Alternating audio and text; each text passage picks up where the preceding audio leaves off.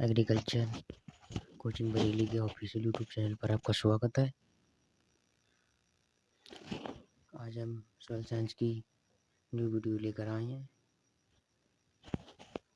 Video अच्छी लगी तो शेयर करें, सब्सक्राइब करें, चैनल को सब्सक्राइब करें, अपने दोस्तों को शेयर करना ना भूलें और बेल आइकन को दबाना ना भूलें। आज की वीडियो शुरू करते हैं।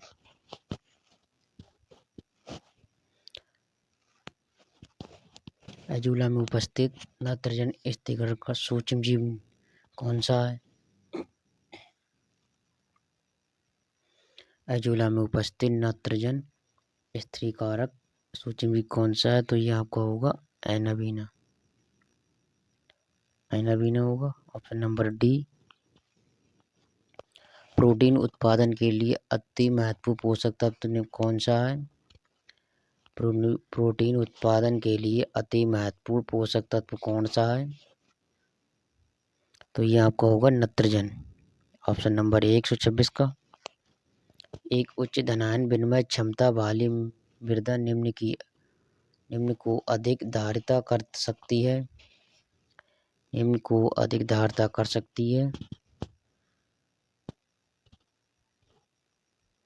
तो ये आपको होगा फास्फेट। Option number 1।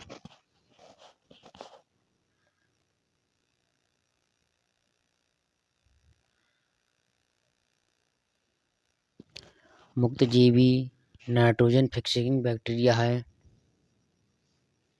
मुक्तजीवी नाइट्रोजन फिक्सिंग बैक्टीरिया है। तो ऑप्शन नंबर कौन सा होगा?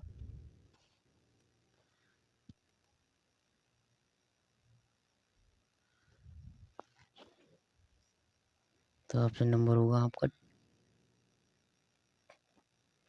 एजिटोबैक्टर। Option number C. 128 का सी ऑप्शन एजिटोबैक्टर, जो आपका नाइट्रोजन फिक्सिंग है यानी स्थिरीकरण करता है एजिटोबैक्टर नाइट्रोजन को। निम्न में से कौन ऑक्सीजन क्रिया के लिए दूसरे मैसेंजर की तरह कार्य करता है? दूसरे मैसेंजर की तरह कार्य करता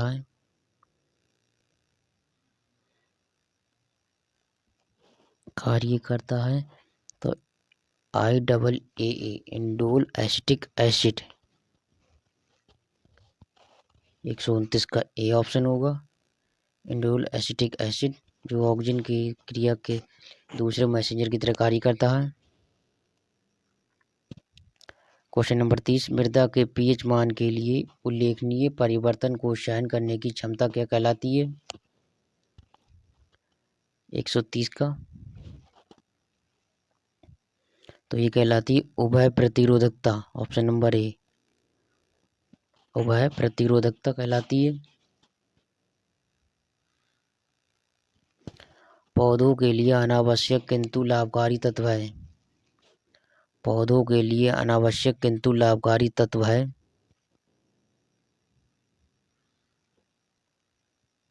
तो ये आपको होगा वैनेडियम एवं सोडियम।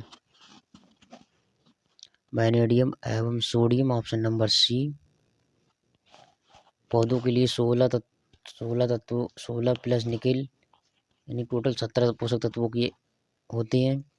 इनके अलावा 4 तत्व आपके ऐसे होते हैं सिलिकॉन, बेरिलियम, सोडियम और कोबाल्ट। ये लाभदायक तत्व माने गए हैं तथा सभी आवश्यक एवं लाभदायक तत्वों को सम्मिलित रूप से डीजे निकोलसन द्वारा 1961 में कार्बाइड तत्व कहा गया। ये फंक्शनल न्यूट्रिएंट होते हैं आपके। द्विबीजपत्रीय फसलों की जड़ों की ग्रंथियों में पाया जाता है। द्विबीजपत्रीय फसलों के जड़ों की ग्रंथियों में पाया जाता है। तो ये आपका पाया जाता है राइजोबियम जीवाणु। राइजोबियम जीवाणु पाया जाता है। अधिक पीएच वाली भूमि में इन तत्वों की कमी होती है। अधिक पीएच वाली भूमि में किन तत्वों की कमी होती है?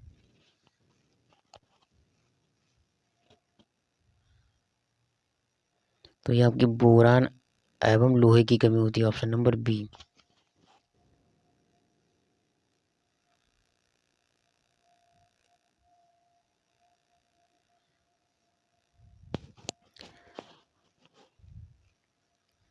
इसका पूरा नाम लोहे की कमी होती है। फास्फोरस पेंटा ऑक्साइड या PtO5 की गणना के लिए प्रयोग सूत्र होगा।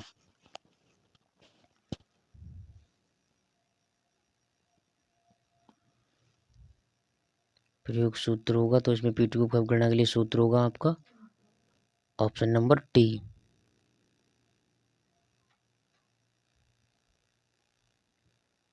ऑप्शन नंबर डी होगा phosphorus penta oxide P × 2.29। Option number D होगा 134 का।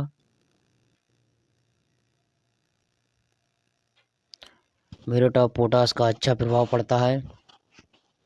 म्यूरेट ऑफ पोटाश का अच्छा प्रभाव पड़ता है तो ये आपको पड़ता है उदासीन भूमियों में, जहाँ pH आपका 7 रहता है। नाम लिए ना छाड़िए, उदासीन होता है।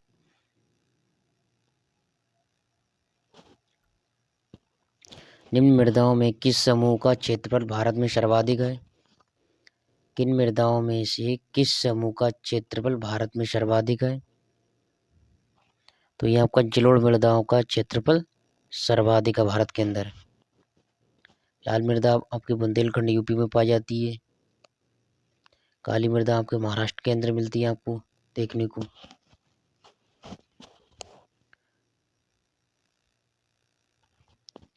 निम्न में कौन सा पदार्थ मृदा की क्षारता को सुधारने के लिए प्रयोग किया जाता है? निम्न कौन सा पदार्थ मृदा की क्षारता को सुधारने के लिए प्रयोग किया जाता है? तो जिप्सम को क्षारता को सुधारने के लिए जिप्सम का प्रयोग किया जाता है। मुख्यतः पौधा नाइट्रोजन जिस रूप में लेता है वह कहलाता है। वो नाइट्रेट के रूप में लेता है, नाइट्रेट के रूप में लेता है। मुख्यतः जो पौधा अपना होता है वो नाइट्रोजन किस रूप में लेता है? वो नाइट्रेट के रूप में लेता है। अमोनिया को नाइट्रेट में परिवर्तित करता है। चूना का प्रयोग किस प्रकार की भूमि के सुधार के लिए किया जाता है? चूना का जो प्रयोग है किस प्रकार की भूमि के सुधार के लिए प्रयोग किया जाता है? तो यह आपका अम्लीय मृदाओं के सुधारने के लिए प्रयोग किया जाता है। चूना का जो प्रयोग है आपको किस प्रकार की भूमि सुधारने के लिए, तो ये अम्लीय मृदा को सुधारने के लिए प्रयोग में किया जाता है।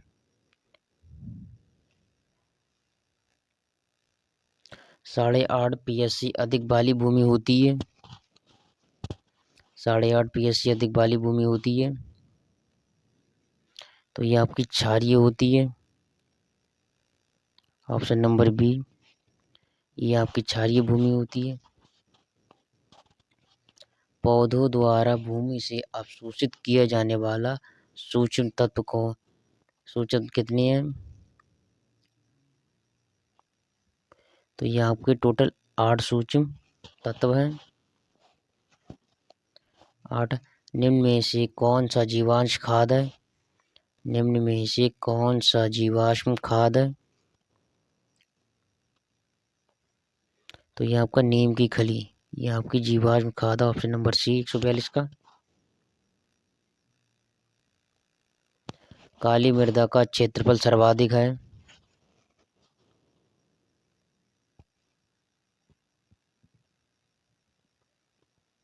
काली मृदा का क्षेत्रफल सर्वाधिक है तो ये आपके मध्य प्रदेश के अंदर सर्वाधिक है। ऑप्शन नंबर डी, काली मृदा का क्षेत्रफल सर्वाधिक है तो ये आपके मध्य प्रदेश के अंदर है।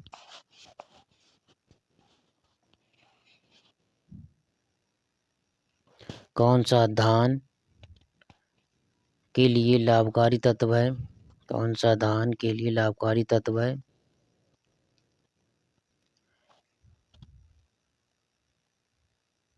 तो ये आपका सिलिकॉन। ऑप्शन नंबर बी 144 का। सिलिकॉन आपका धान के लिए लाभकारी तत्व है।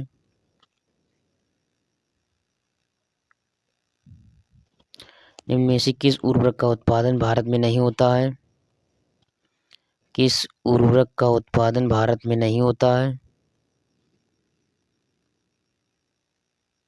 तो म्यूरेट ऑफ पोटाश का, MOP। म्यूरेट ऑफ पोटाश को MOP बोला जाता है। उत्पादन भारत में नहीं होता है तो म्यूरेट ऑफ पोटाश का भारत में उत्पादन नहीं होता है।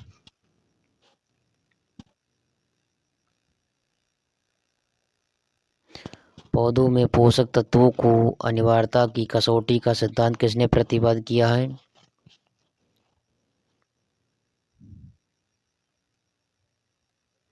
डी.आई. ऑर्नन ने दिया है। Option number A. कौन सा जीवाणु NO2 को NO3 में परिवर्तित करता है? कौन सा जीवाणु है जो NO2 को NO3 में परिवर्तित करता है? तो ये आपका नाइट्रोबैक्टर।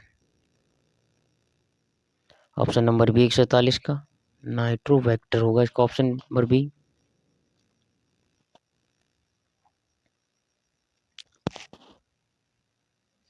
एनहाइड्रस अमोनिया में पाया जाता है।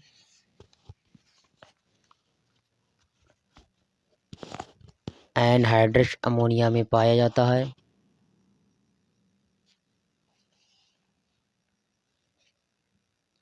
एनहाइड्रस अमोनिया में पाया जाता है। ऑप्शन इसका क्या होगा? तो ऑप्शन नंबर इसका होगा ए। ऑप्शन नंबर 82% नत्रजन। 82% नत्रजन एनहाइड्रस अमोनिया में पाया जाता है। BAM किसका अवशोषण करता है? BAM किसका अवशोषण करता है?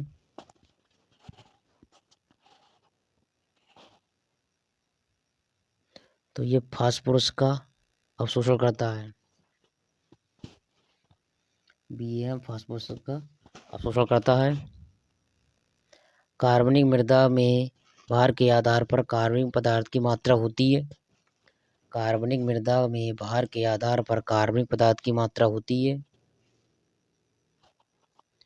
तो आपकी 20% से ज़्यादा होती है।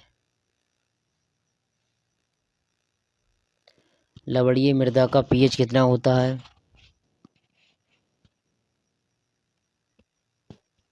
तो ये 8.5 से कम होता है। लवणीय मृदा का pH कितना होता है? तो ये आपका 8.5 से कम होता है। मृदा जल के बीच उपलब्ध होता है। मृदा जल पौधे के बीच उपलब्ध जो होता है वो आपका कितना होता है? तो ये आपका होता है 1/3 -15 ATM जो पौधों को जल अपना उपलब्ध होता है 1/3 माइनस। तो मृदा का पौधों के संबंध में अध्ययन को कहते हैं। मृदा का पौधे के संबंध में अध्ययन को क्या कहते हैं? तो कहते हैं एडोफोलॉजी। मृदा का पौधों में अध्ययन संबंध में अध्ययन को कहते हैं एडोफोलॉजी। Option number B. निम्न में कौन सा खनिज सबसे अधिक अपक्षय प्रतिरोधी है? निम्न में कौन सा खनिज सबसे अधिक अपक्षय प्रतिरोधी है? तो ये आपका क्वार्ट्ज। ऑप्शन नंबर बी 154 का। मृदा का सीधा कटाव जिसमें विभिन्न सतह होती हैं जाना जाता है। मृदा उच्छेद कहलाता है। ऑप्शन नंबर बी मृदा उच्छेद कहलाता है। मृदा का सीधा कटाव जिसमें विभिन्न मतलब कई सारी परत होती हैं तो उनको जाना जाता है मृदा उच्छेद या मृदा परत के नाम से जाना जाता है। अम्लीय सल्फेट मृदाएं पाई जाती हैं। अम्लीय सल्फेट मृदाएं आपकी कहाँ पाई जाती हैं? तो ये समुद्र के किनारे क्षेत्र में। ऑप्शन नंबर बी 156 का। अपरदन मुख्यतः प्रभावित होता है। अपरदन मुख्यतः प्रभावित होता है तो ये आपको होता है वर्षा से। सबसे ज्यादा आपका वर्षा से होता है अपरदन आपका। दलहनों में नाइट्रोजन स्थापित करने वाले जीवाणु पाए जाते हैं। दलहनों में नाइट्रोजन स्थापित करने वाले जीवाणु पाए जाते हैं तो ये जड़ों पर पाए जाते हैं। जड़ों में गांठें सी बन जाती हैं छोटी छोटी जो नाइट्रोजन को स्थापित करते हैं। बायोगैस में CO2 के अलावा अन्य मुख्य गैस कौन सी है? जो अपनी बायोगैस होती है, बायोगैस में CO2 के अलावा अन्य मुख्य गैसें कौन सी हैं? तो methane, CH4, option number B. Bharat में विश्व का कितना प्रतिशत भू संसाधन है? विश्व का कितना प्रतिशत भू संसाधन है भारत के पास? तो 2.4%, ऑप्शन नंबर ए।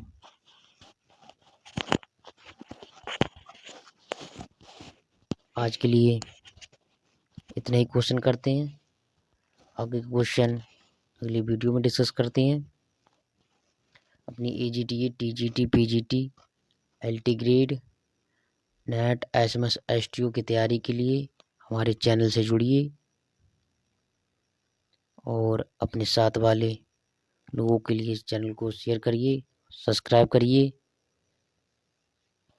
और अपनी तैयारी में लगे रहिए।